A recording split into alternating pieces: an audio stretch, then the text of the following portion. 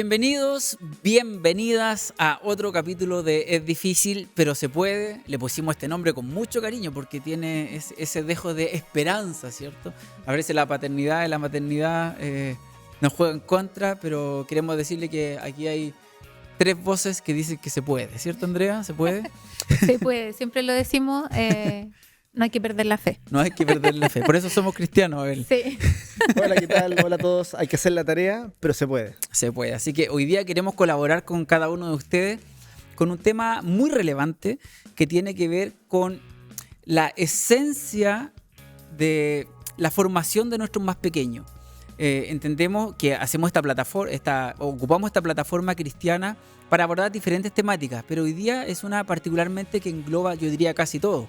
Es cómo preparamos a nuestros más pequeños para enfrentar un mundo sin Dios o derechamente que niega a Dios.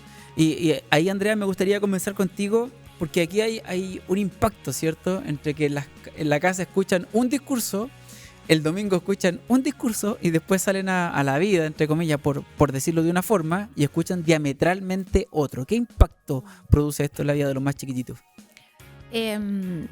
Bueno, antes de irme como a lo que realmente impacta, quiero retroceder un poquito y partir diciendo que para poder darle herramientas reales a nuestros hijos, tenemos que permitirles estar en ese mundo. O sea, a veces caemos en el error de meterlos en una burbuja, los educo en la casa, que no digo que sea algo malo, pero los educo en la casa, no los expongo a ningún contenido que pueda afectarlos, no hablamos de temas como el aborto, las drogas, entonces como que con eso creo que la estoy protegiendo. Claro. No es el camino. El camino siempre va a ser darles la información, y a veces es más fácil para nosotros como papás quitar ese estímulo que puede parecer peligroso a saber acompañarlos, a transitar, a caminar, porque al final en algún momento van a salir y no vamos a estar ahí, y ahí se va a ver qué es lo que nosotros sembramos en el fondo, cómo ellos lo van a enfrentar. Esa tentación es fuerte porque está el querer, el miedo, por decirlo concreto, del papá, decir no, o sea, prefiero decirle que no lo haga, que no lo vea, que no lo escuche. Así es. Bueno, y respecto a lo que me preguntabas, hay varios estudios, pero me encontré con uno súper interesante porque hace un análisis de estudios longitudinales, una revisión sistemática de la relación que existe entre la salud mental y la vida espiritual en el fondo. ¿Y qué es lo que dice? Cuéntanos, y contrario a lo que uno pudiera pensar, o sea, nosotros como cristianos podemos decir, sí, bueno, tener una vida espiritual por supuesto que te va a ayudar a tener menos ansiedad, menos depresión, pero todo depende del cómo se realice la transmisión de esa fe. Y ese era el punto clave. O sea, si tenemos un modelo que es más autoritario, más dogmático quizás, ¿cierto? Yeah. Que promueve como una obediencia ciega y que se basa en el temor, eso puede aumentar la ansiedad, influir, por ejemplo, en ideación suicida, en depresiones. Muy por el contrario, si yo en el fondo le permito a mi hijo ese encuentro con Dios, que él tenga una espiritualidad viva, que le haga sentido, eso sí va a ser un factor protector. Y ahí está la clave. Bueno, tiene sentido por lo demás. El tema es que no basta que tenga sentido, porque a veces pareciera que este autoritarismo positivo termina ayudando. Bueno, y estudios como estos muestran todo lo contrario. Claro que sí. O sea, es que a veces es un poco lo que hoy día tú hablabas en el sermón, ¿cierto? O sea, es un poco como permitirles también a los chiquillos ese encuentro real con el Señor y no tanto con las formas ni con los ritos, ¿cierto? Es verdad. Oye, Abel, y ahí como papás tenemos roles importantes, pero desde la perspectiva del discernir, porque si no estuviéramos, como bien dice Andrea, lo podemos meter en una burbuja creyendo que es bueno. Ahora sí decimos ya, no hay burbuja. ¿Cómo le ayudamos entonces a discernir correctamente con estas realidades a las cuales se van a enfrentar? Lo que decía Andrea es tremendo, porque hay que partir desde ahí en que la no exposición nos va a generar más problemas, finalmente. Entonces, con eso dicho, lo que creo yo que debiésemos hacer como padres es nosotros involucrarnos para saber de lo que ven que no es correcto, porque claro, yo podría también poner la postura, es que yo no cacho de la tecnología, yo no sé lo que significa eso así, qué significa un comentario con una, qué sé yo, tienen que ver la serie Adolescencia. Netflix habla mucho del lenguaje. Entonces, si yo como papá tampoco me involucro en ese mundo, tampoco voy a saber qué es lo que están queriendo decir. Entonces, porque es un lenguaje completamente distinto, sobre todo para aquellos que no son nativos digitales.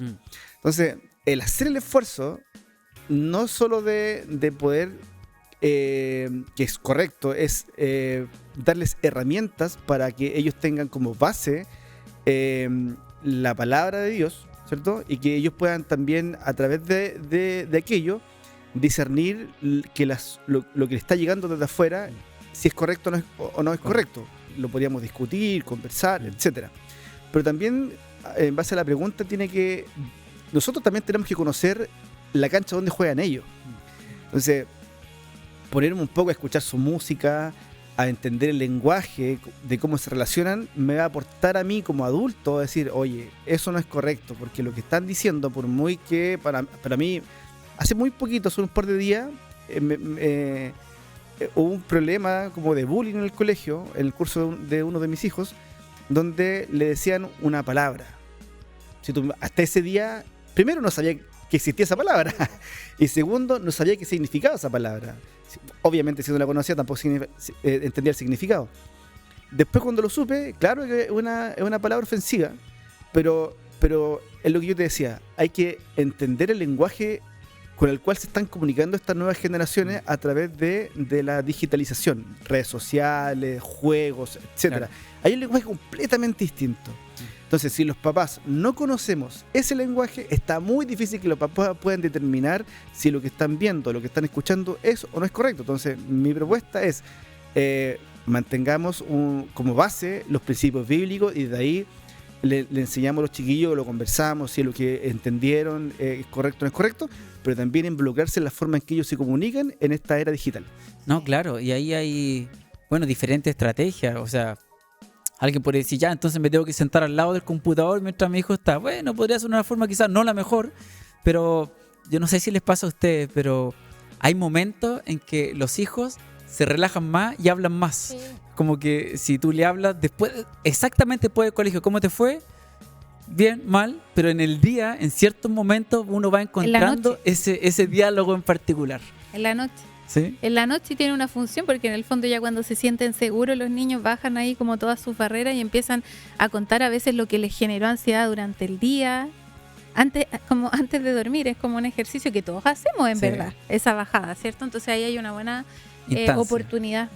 Yo, a propósito de lo que hablaba Abel, creo que es súper importante también plantearnos esta apertura, porque el prohibir finalmente algo te hace perder la gran oportunidad de desarrollar un pensamiento crítico sobre el tema.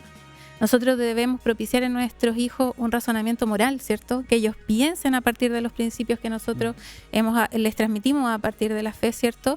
Y que sepan evaluar las distintas situaciones de riesgo a las cuales se van a enfrentar, y que sepan sobre todo conversar con posiciones distintas a las suyas. Eso es súper clave, porque en el fondo yo no le puedo promover a mis hijos que ellos simplemente le hagan la cruz a todos los, por ejemplo, compañeros que consuman droga o vean pornografía. Ellos que sepan llegar a esos corazones también y que sepan tener una opinión propia, fundamentada. Sí, es correcto. Una de las cosas que yo hago, quizás como idea, es que yo juego, en el caso de mi hija Ángela la mayor, juego a situaciones. Y le digo, ¿qué pasaría si pasa estas condiciones? ¿Cómo reaccionarías tú? ¿Qué harías? Y ahí veo, si está bien, dedito para arriba, si no, corregimos, ayudamos, qué sé yo, moldeamos. Desde la perspectiva de ideas, porque una cosa, y estamos de acuerdo en esto, en decir, oye, burbuja no, ayudémoslo a leer correctamente la sociedad en la cual se desenvuelven. Ya, pero ¿cómo lo hago? ¿Cierto? Un papá podría estar absolutamente de acuerdo con la propuesta, pero ¿cómo serían esos pasos, Andrea, Abel? ¿Cómo lo llevamos a la práctica? Bueno, claro. Yo creo que depende de la cultura de cada familia, un poco, ¿ya? O sea, puede uno ahí echar a volar la imaginación, pero siempre se van a sacar más provecho de espacios que sean de conversación en un contexto de no juicio. Esto lo hemos dicho varias veces. no sé, ya vamos a hacer un café, ponte tú con un minuto de confianza donde todos vamos a expresar cuáles son mis dudas. O puedo decirle a mi hijo, no sé, preadolescente, adolescente o pequeño incluso, cuáles son tus dudas respecto a la fe.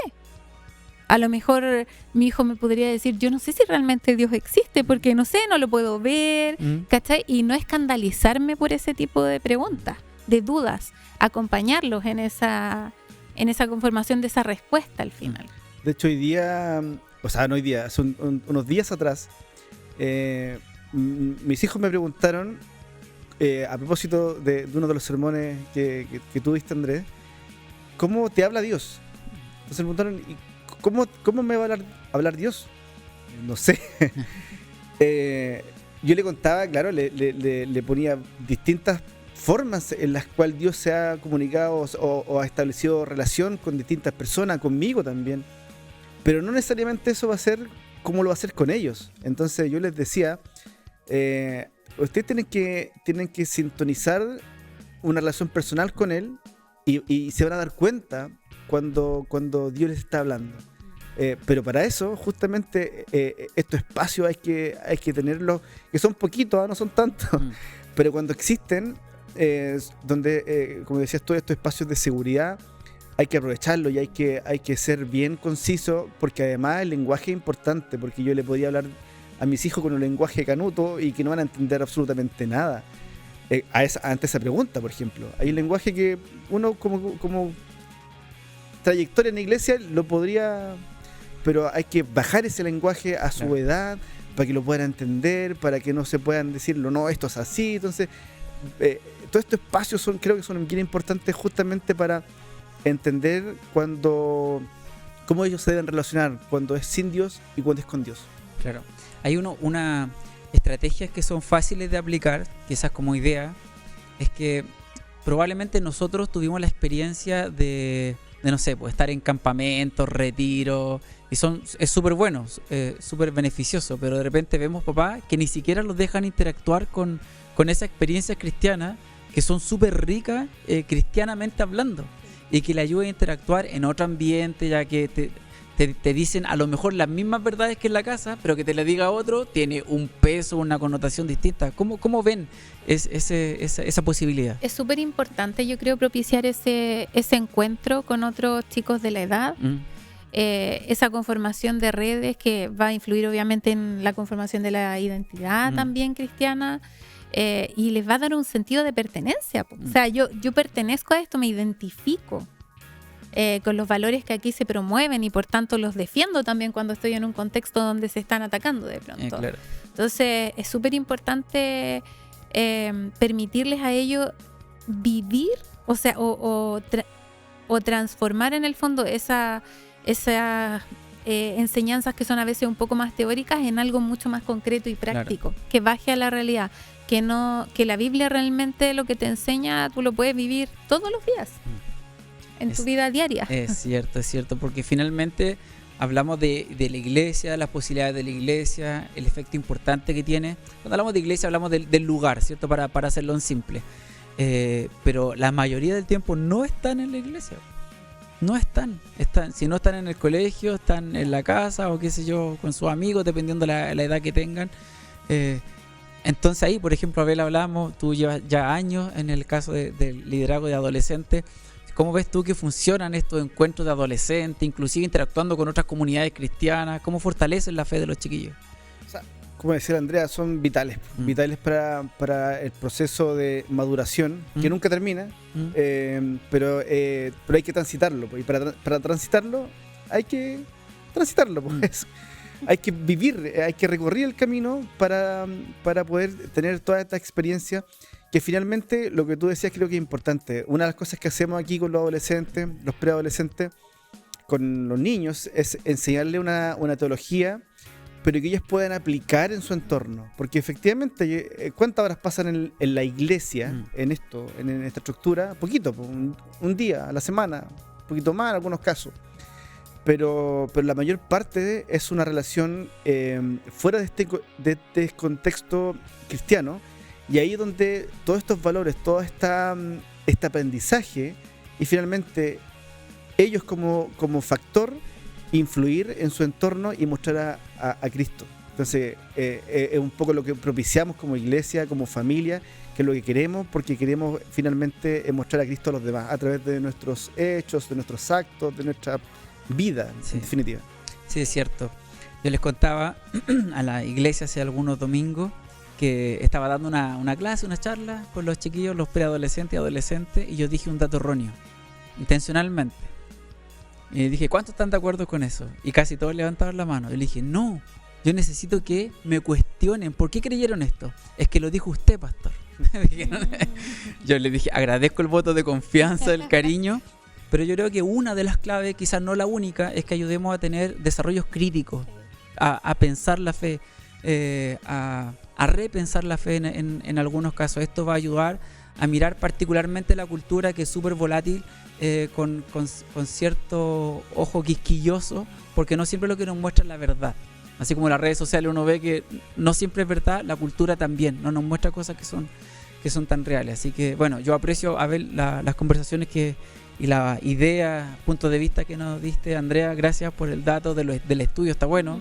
Quizás sería bueno compartirlo por ahí. Sí, podríamos dejarlo ahí en la descripción. Sí, esos son datos interesantes que nos ayudan y contribuyen a nuestro desarrollo como papá y mamá. Así que esperamos que le haya gustado y compártalo, de verdad, compártalo. Nos ayuda y nos anima también a seguir generando contenido de este tipo. Así que de acá, de nuestra iglesia, de la PIEPS, le mandamos un cariñoso abrazo y saludos. Gracias, Abel. Gracias, Andrea, una vez más. Chao.